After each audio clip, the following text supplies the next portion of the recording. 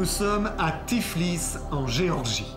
Un journaliste français, Claudius Bombarnac, reçoit un télégramme de la direction de son journal, le XXe siècle, lui demandant de prendre, toute affaire cessante, le train, le Grand Transasiatique.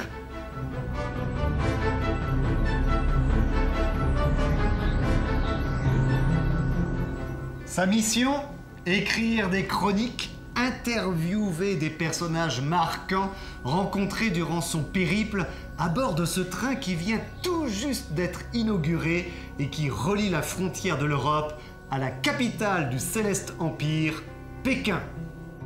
À peine débarqué, j'allais être obligé de repartir sans avoir eu le temps de déboucler ma valise. Que voulez-vous ? Il faut bien satisfaire aux exigences du reportage, aux nécessités si modernes de l'interview.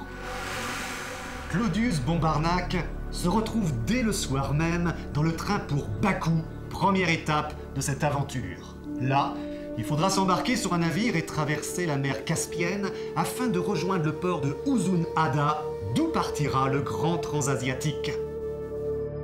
Ce roman est pour Jules Verne l'occasion de décrire la construction des lignes de chemin de fer russes à travers le Caucase sous la direction du général Annenkov. Ce personnage, réel et auréolé du prestige de ses réalisations, a plusieurs fois eu l'occasion de venir sur Paris où il prenait plaisir à raconter l'histoire fabuleuse du chemin de fer transcapien, rendant ainsi cette région du monde particulièrement à la mode en France. Claudius Bombarnac, confortablement assis dans son compartiment, entend le dernier coup de sifflet annonçant le départ. Soudain, des cris en allemand. « Arrêtez! Arrêtez !» Un gros homme court à perdre haleine et se précipite de justesse dans le train. Il s'agit du baron Weschinzendorfer, engagé dans un tour du monde en 39 jours. Ce baron maladroit, au nom imprononçable, vivra des mésaventures qui risquent bien de lui faire perdre son pari. Apprendre ce que sont mes compagnons de voyage, d'où ils viennent, où ils vont, n'est-ce pas un devoir de reporter ? Notre héros va ainsi créer une fiche d'information assignant un numéro à chacun des personnages qu'il pense être intéressant du point de vue journalistique. Le numéro 1 est son voisin de compartiment, un certain Fulk Efrinel, un Yankee représentant de commerce, voyageant jusqu'à Pékin avec 42 caisses de marchandises. Fulk Efrinel est très enthousiaste sur la description de l'usine ultramoderne de New York, créatrice des produits qu'il vend dans le monde entier. La nature de ces produits se révélera à Bakou lors de l'embarquement de ces 42 caisses sur le bateau qui doit leur faire traverser la mer Caspienne. L'une de ces caisses s'effondre, dévoilant son contenu, des milliers de dents en ivoire artificiel destinées aux dentistes chinois.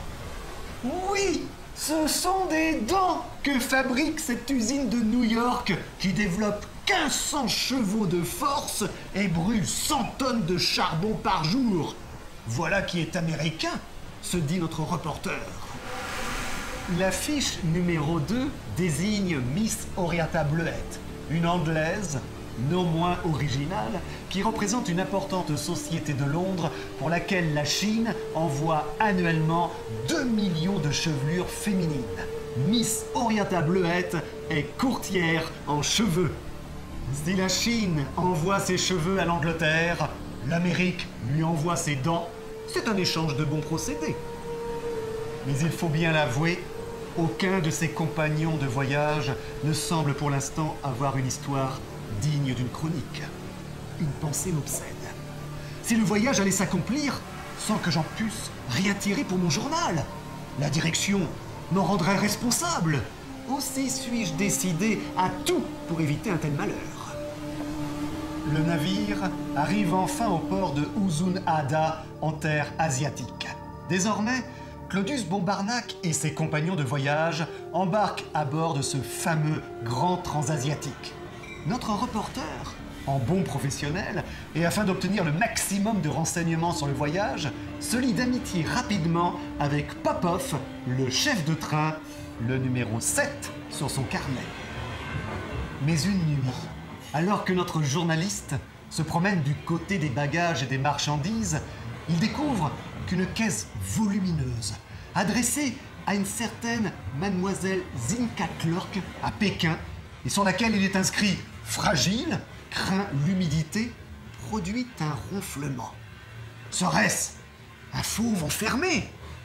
Toutefois, Claudius Bombarnac entend nettement, en collant son oreille à la paroi de la caisse, un éternuement à demi étouffé et bien humain. Est-il possible?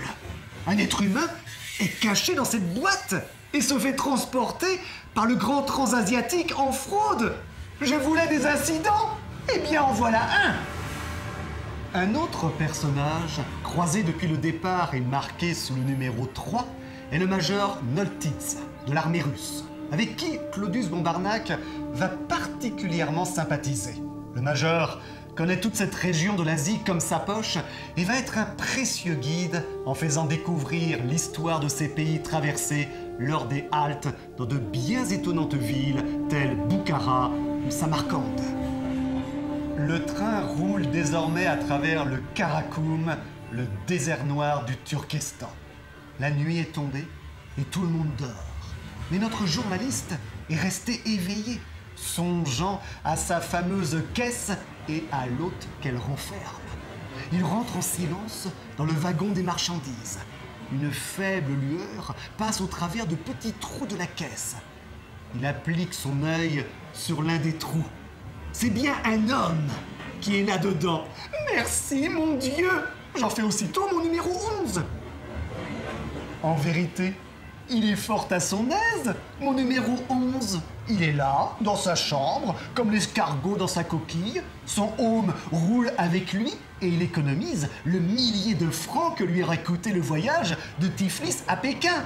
Ah, ce brave numéro 11, je le parerai, je le grandirai, je le développerai comme on développe un cliché photographique. Bref, notre reporter, qui ne tient surtout pas à le dénoncer, mais au contraire à l'aider, veut en faire un héros pour ses chroniques. Ce clandestin se révélera être un jeune Roumain du nom de Kinko. C'est le seul moyen qu'a trouvé ce brave garçon pour rejoindre à Pékin sa fiancée, mademoiselle Zinka Clork, afin de l'épouser.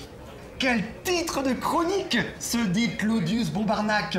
Un amoureux en boîte, Zinka et Kinko, 1500 lieues à travers l'Asie centrale dans un fourgon de bagages. Mais alors que le train fait une halte à Douchak, un nouveau personnage est inscrit dans le carnet du reporter sous le numéro 12. C'est un digne mongol, le seigneur Faruskiar.